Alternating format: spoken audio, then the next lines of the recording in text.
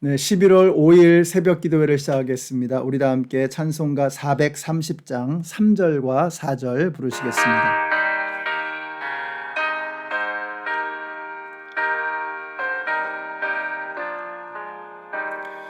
꽃이 피는 들판이나 험한 골짜기라도 주가 인도하는 대로 주와 같이 가겠네.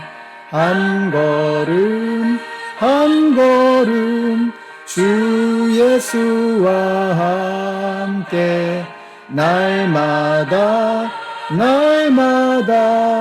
우리 걸어가리. 옛 선지자 에녹같이 우리들도 천국에 들려 올라갈 때까지 주와 같이 걷겠네. 한 걸음 주 예수와 함께 날마다 우리 걸어가리.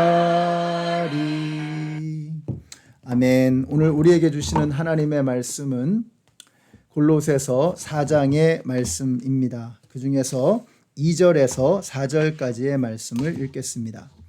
기도에 힘을 쓰십시오. 감사하는 마음으로 기도하면서 깨어 있으십시오. 또 하나님께서 전도의 문을 우리에게 열어주셔서 우리가 그리스도의 비밀을 말할 수 있도록 우리를 위해서도 기도하여 주십시오. 나는 이 비밀을 전하는 일로 매여 있습니다. 그러니 내가 마땅히 해야 할 말로 이 비밀을 나타낼 수 있도록 기도해 주십시오. 아멘. 자, 그리스도의 위대하심과 탁월하심을 역설했던 바울은 이제 골로새서를 마치면서 기도를 강조하고 있습니다. 2절에 보시면 기도에 힘을 쓰십시오. 감사하는 마음으로 기도하면서 깨어 있으십시오. 이렇게 말씀하고 있습니다. 2절에는 두 개의 동사가 나오는데 힘써라, 깨어 있어라 이렇게 두 개의 동사가 나오죠. 그러니까 어떤 생각이 드세요? 야, 이게 기도하는 게 정말 쉬운 일은 아닌가 보다. 힘써야 한다, 깨어 있어야 한다라는 거예요. 왜 힘쓰라고 하죠? 힘이 드니까. 힘들기 때문에 힘을 내라는 것입니다. 우리가 그렇지 않아도 이 땅에서의 삶은 참 바쁘고 피곤합니다. 그런데 기도를 해야 된다 그러면 그 피곤하고 힘든 그 상황에서 더 힘을 내서 기도하지 않으면 기도할 여력이 없는 것이죠. 또 깨어 있으라고 했어요. 우리가 잠도 부족하고 삶이 참 노곤합니다. 그런데 깨어서 잠들지 말고 깨어서 기도하라는 거예요. 다시 말하면 기도는 참 힘든 것이다. 그래서 어떤 분은 기도는 노동이다 이렇게 얘기하시는 분이 있는데 어떻게 보면 노동보다도 더 힘들고 어려운 그런 일이 아닐까 하는 생각을 하게 됩니다. 그러니까 우리가 힘쓰고 애쓰고 깨어있지 않으면 기도는 할 수 없다는 거죠. 이렇게 여러분들이 아침마다 이렇게 일어나셔서 새벽 예배를 드리면서 아침에 또 기도하는 시간을 갖는 것은 여러분 이것이 정말 쉬운 일은 아닐 것입니다. 그러나 우리가 그럼에도 불구하고 이 시간에 우리에게 부어주시는 하나님의 힘, 하나님의 능력, 하나님의 은혜가 있기 때문에 이 시간에 주님 앞에 다시 나온 줄로 믿습니다. 기도하는 것이 힘이 들지요. 그러나 그 드는 힘보다도 더 큰 힘과 능력을 우리에게 부어주실 줄로 믿습니다. 자, 특별히 이 3절은 중보기도에 대해서 말씀하고 있습니다. 중보기도. 그러니까 다른 사람을 위해서 하는 기도죠. 하나님께서는 이 중보기도를 참 귀하게 여기신다라는 말씀을 드렸습니다.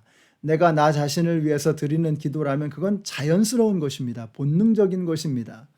남을 위해서 기도한다. 기도가 쉬운 것이 아니라고 했는데 근데 남을 위해서 기도의 시간을 내고 기도의 에너지를 드린다라는 것은 이건 굉장한 것입니다. 그래서 하나님께서는 중보기도를 귀하게 여기신다는 거예요.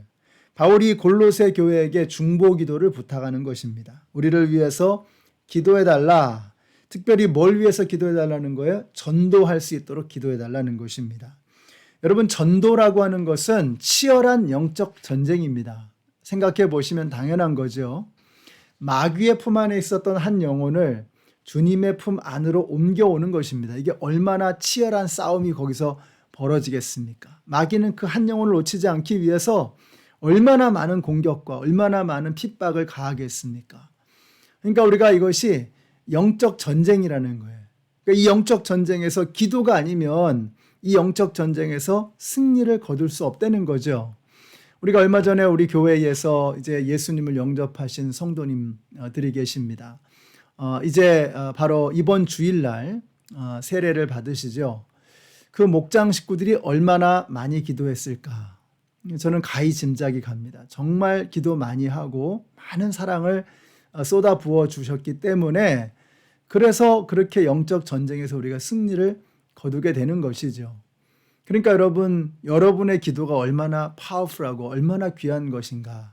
특별히 영혼 구원을 위해서 하는 기도, 하나님께서 그것을 기쁘게 받으십니다. 우리가 영혼 구원을 위해서라면 기도가 아니고서는 다른 방법이 없는 거예요. 왜냐하면 이게 영적 전쟁이기 때문에 그렇다는 것이죠. 그래서 사도 바울이, 그 능력 있는 사도 바울이 다른 거 위해서 기도해달라고 그러지 않았어요? 영혼 구원을 위해서, 전도를 위해서 기도해달라고 부탁하고 있는 것입니다. 우리가 기도할 때에 전도의 문이 활짝 열리고 사탄 마귀의 권세가 결박당하는 역사가 나타나게 되는 줄로 믿습니다. 자, 바울은 6절에서 다시 한번 말을 강조해요. 이 말에 대해서 바울이 여러 차례 얘기했는데 또다시 6절에서 말을 강조합니다. 6절 보세요. 여러분의 말은 소금으로 맛을 내어 언제나 은혜가 넘쳐야 합니다. 여러분, 그리스도인들의 말에는 은혜가 넘쳐야 할 줄로 믿습니다. 우리 그리스도인들의 말에는 신뢰가 느껴져야 하고요. 그리스도인들의 말에는 무게가 느껴져야 하고, 그리스도인들의 말에는 어둠을 깨트리는 빛의 능력이 있어야 합니다. 그리스도인들의 말은 은혜가 넘쳐야 하는 것입니다. 저는 여러분의 입술에서 나오는 말들이 세상에 은혜를 나눠주고 생명을 나눠주고 어둠을 깨트리는 빛의 권세를 바라는 그런 말들이 되시기를 바랍니다. 자, 그래서 여기 보니까 소금으로 맛을 내어서 언제나 은혜가 넘쳐야 한다라고 말씀하고 있어요. 여러분, 소금이라고 하는 것이 요즘에는 소금이 뭐 건강에 안 좋다 그래가지고 많이 먹으면 안 된다고 항상 이 건강을 해치는 그러한 것으로 소금을 늘 생각하잖아요. 근데 사실 가만히 생각해 보면 우리가 지나치게 먹어서 그렇지 소금이라는 것이 없으면 생명을 유지할 수가 없어요.